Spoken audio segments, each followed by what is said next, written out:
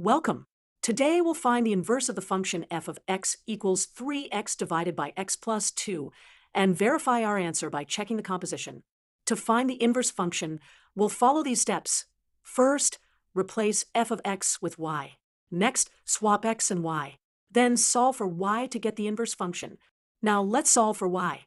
First, multiply both sides by y plus 2 to get rid of the fraction. This gives us x times y plus 2 equals 3y. Distribute x on the left side to get xy plus 2x equals 3y. Subtract xy from both sides.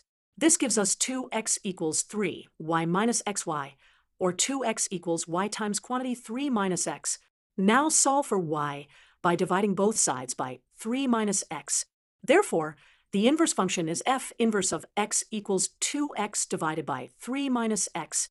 Let's verify this is correct by checking if the composition of f and f inverse gives us the identity function. Let's substitute f inverse of x into f of x. First, we take f inverse of x, which is 2x over 3 minus x, and substitute it for x in our original function. This gives us 3 times quantity 2x over 3 minus x divided by quantity 2x over 3 minus x plus 2. To simplify this, let's first find a common denominator in the bottom. Multiply the 2 by 3 minus x over 3 minus x. This gives us 3 times 2x over 3 minus x divided by 2x plus 2 times quantity 3 minus x, all over 3 minus x. Simplify the numerator and denominator.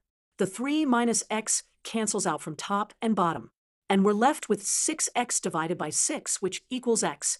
Since the composition equals x, we verified that we found the correct inverse function. To summarize, the inverse of f of x equals 3x over x plus 2 is f inverse of x equals 2x over 3 minus x.